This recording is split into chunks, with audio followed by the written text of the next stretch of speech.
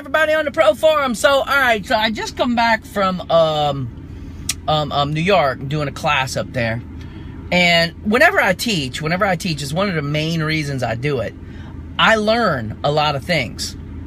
And one of the ideas I picked up, I got to tell you, to me it was a pretty slick idea, and it makes perfect sense to the customer.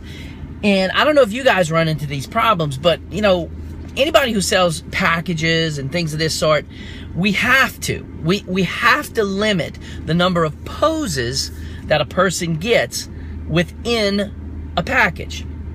Now, of course, the reason we do this is because, let's say if every package was unlimited poses, there would be people doing crazy things like getting, you know, 8 wallets of number 1 and 8 wallets of number 2 and 8 wallets of number 3. And then, you know, the math don't start real quickly. Like, the math just don't add up on those kinds of things. Also, a lot of times people maybe want a total of, say, 5 or 6 small prints, but of 5 or 6 different poses. Well, by limiting the number of poses, you basically force them to spend more money because they're buying, you know, they're buying based on the poses, not necessarily the number of prints. And so it's this delicate balance between what we allow them to do versus what they want to do. So, you know, I don't know if you've run into that problem, but we do occasionally run into that bit of a problem, especially for people who are on the lower end, not wanting to spend a lot of money, but wanting to buy a bunch of different prints. So, think about this. This was the idea. It took me, what, a minute and a half to get to the idea. The idea is this, that you tell them if first thing they decide on is a wall portrait, second thing they decide on is an album. Now, once they've decided on the wall portrait and the album, then what you do is you then tell them that based upon the number of poses that they have bought so far, that's the number of poses that they will get within whatever package they buy. Does that make sense?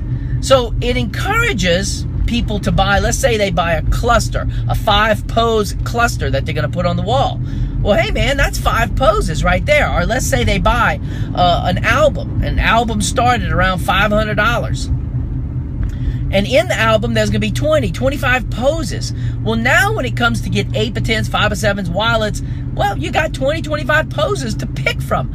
And so it sort of flows, to me, it flows very nicely, and it fits very nicely into a correct way of thinking for the client. The client is like, well, I'm buying these poses in the album, so now I already get to buy then 8x10s, 5x7s of these types of poses. The only way it becomes limiting is if you don't buy a wall portrait, or if you don't buy an album. Well, now, yes, ma'am, you're going to be limited to just 1 pose of those 5 prints, or you're just going to be limited to, say, 3 poses whenever you get that 15 small print package, or whatever. And so thus, those that don't want to buy lots of things like wall portraits and albums and things of this sort, those are the ones that get penalized, not the people who want to spend lots of money. Does that make sense? We're rewarding the big spenders and we're penalizing the low spenders, which to me is the way the whole process should work.